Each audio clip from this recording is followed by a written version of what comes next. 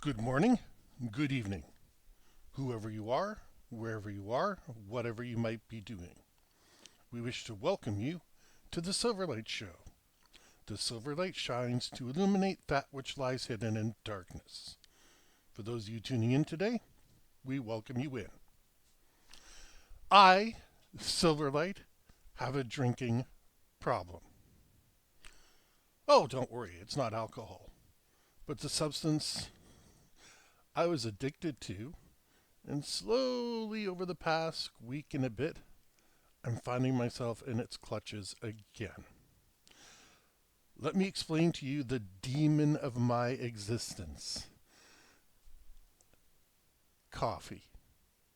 Now, you may be laughing, and there's a great number of people who live day to day as if coffee were just another thing that they use in their life. But no, it's a dangerous, addicting substance. Coffee speeds up your heart rate, it increases your blood pressure.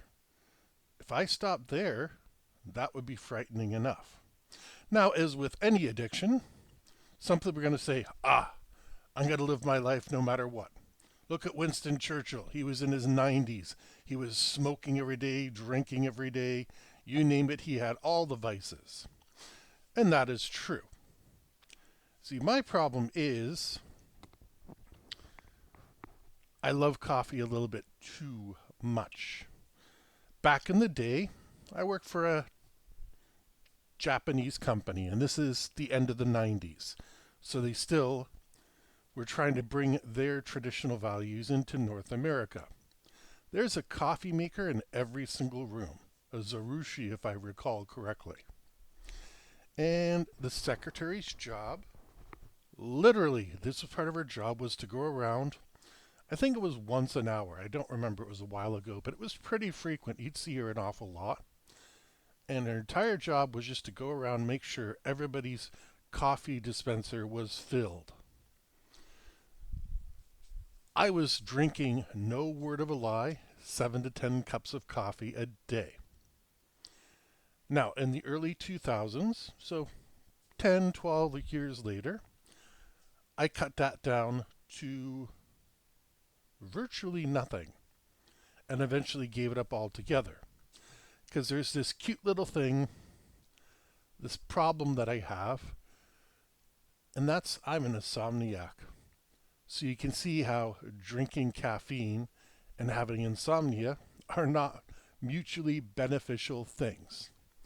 They both pump your heart rate, they both increase vascular intestinal stress.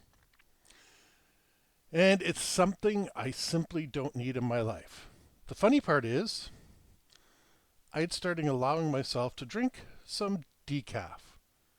Now, decaf still has a little bit of coffee in it, but I figured it was a lot nicer. And my father, God bless him, picked up a nice big batch of that decaf stuff from Tim Hortons that goes in your um, what's the big coffee thing these days? You put the pods in and you brew the pods. Pick me up a nice big thing of that. And he also got me a very special type of coffee that when we visited Hawaii, there was this stuff called Royal Hawaiian Kona. And it's delicious. And I was drinking my decaf coffee thinking, yeah, this is fine. I know 100% of the caffeine is not out of that coffee, but I'm still just getting a small dose. I can live with this. Well, today I woke up. Last night I did not get to sleep until around 5 a.m., give or take. This sounds horrible for those of you that aren't authors. But believe me, authors have late nights. And after you write your book, you don't just walk away. The thoughts are going off in your head. Ooh, how am I setting the next scene off? How am I going to present this? And those thoughts keep bubbling in your head. Well, if you're putting caffeine in your system, especially somebody who's gone 14 years without anything other than the occasional cup of decaf, It's a problem. It's also one of the worst addictions to break. Now, it's not like cigarettes or, what's the one? This is harder to break than, is it heroin or whatever the heck it is? I keep forgetting what these things are. But coffee is the worst because it's such a social lubricant, even more so than alcohol. If I was to go in front of the Prince of Saud and present him with a gift of liquor, he'd probably have to do some nasty things to me, at least in order to maintain his the appearance of his position. Privately, I'm sure he probably has a stash of liquor somewhere, but he can't do that. Whereas if I showed up with a coffee, quite likely he would take it.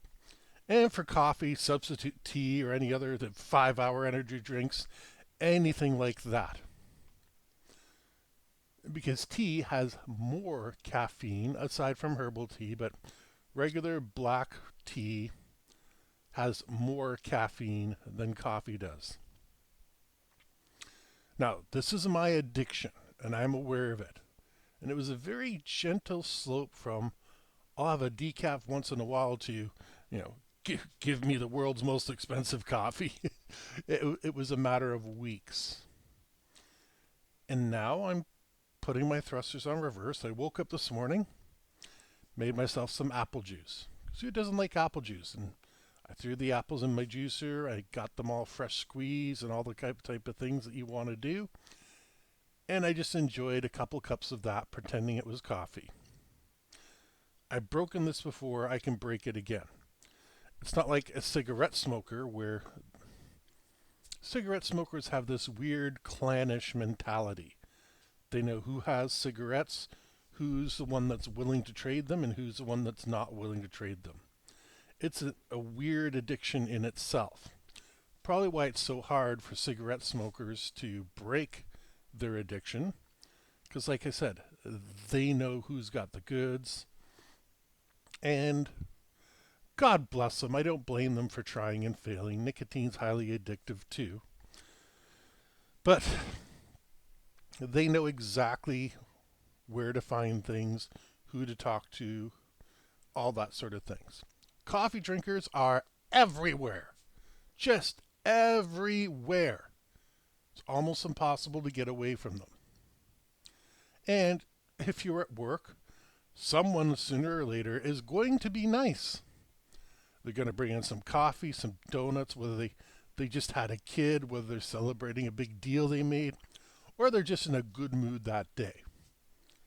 And I've seen some of them be pretty pushy. Oh, come on, have a donut. And yeah, donut is exactly the health food that I'm looking for. Oh, have a coffee.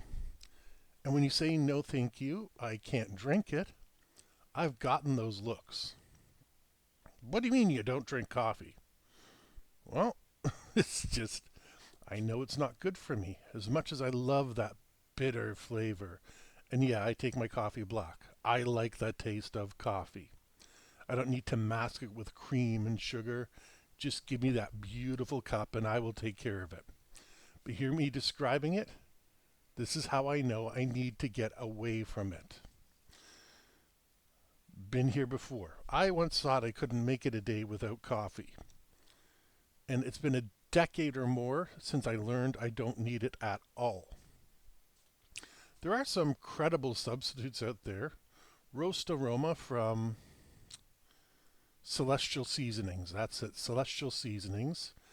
It's a tea, but it tastes like a coffee, and they've mixed chicory and chocolate and all sorts of things, bitter chocolate, not necessarily the chocolate that comes in a Hershey bar. And they've managed to make a pretty reasonable coffee substitute that's not coffee. Tea. Herbal teas are wonderful. Me, making my own juice every day.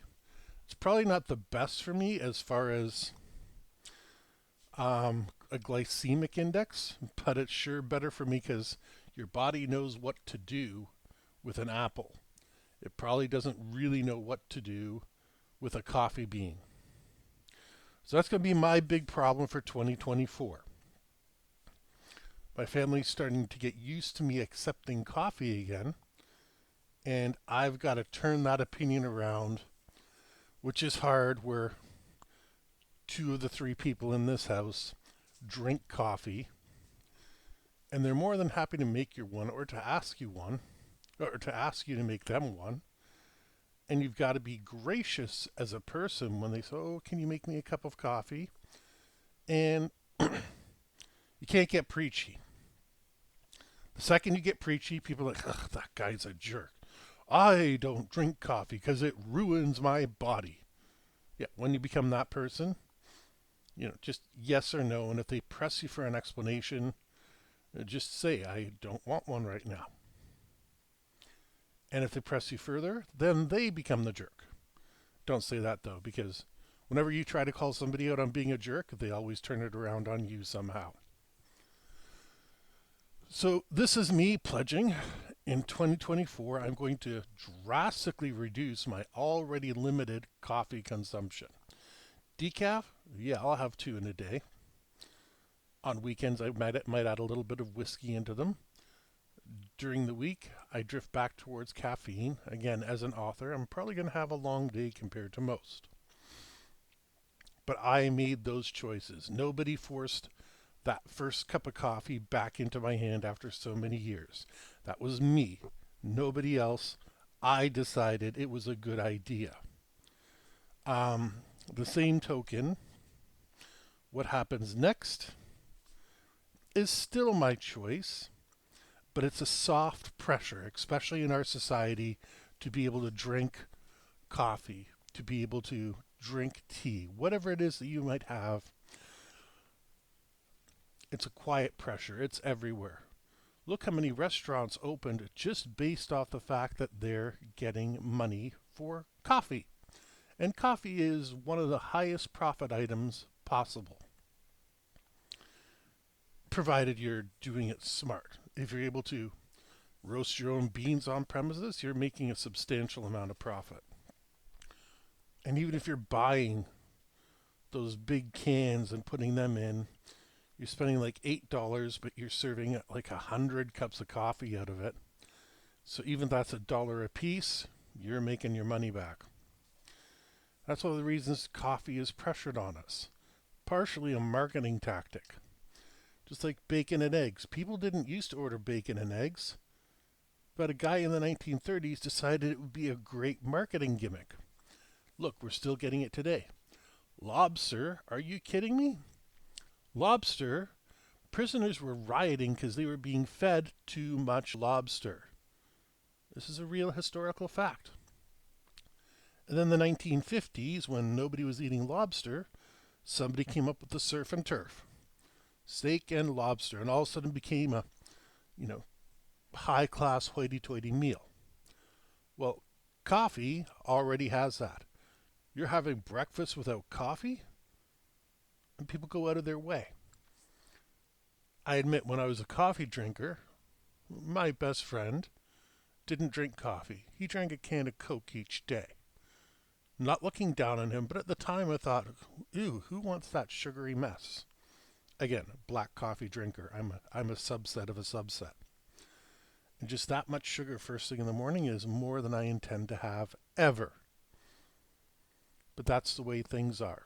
So, for 2024, Silverlight is going to try to stay away from coffee. I'm probably going to break down here and there, like my birthday, for example.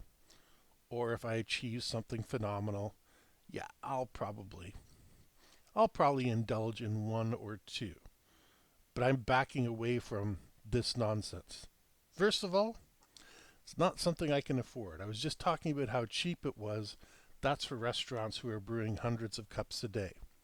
For the average schmo at home, it's an entirely different story. That cup of coffee is now a couple bucks, and if you go and buy it, well, see all the articles about a certain mermaid-themed coffee chain, and you'll see how ridiculous a single cup of coffee can get. But I'm not going to fall into that trap because I got out of it once before. I can do it again. And you know what? If you're falling through a problem where you have an addiction or something you need to talk about, Get out there and deal with it. You can do it. I've never been on morphine, I've never done cocaine, none of that stuff. But no one's walking up to you every day, unless you lead a very interesting life and saying, hey, try some of this cocaine. Hey, try some of this morphine. Hey, But whereas in the average civilian world, people will offer you a coffee. And you got to figure a way to accept it without looking like some sort of social pariah. With that, we hope you enjoyed this episode of the Silverlight Show. If you did, please like, share, because sharing is caring. Don't forget to subscribe if you haven't done so already. There's a little bell icon down in the comment area. Click on that so that we can get a notification every time that we upload a new episode. And we hope you have a fantastic day.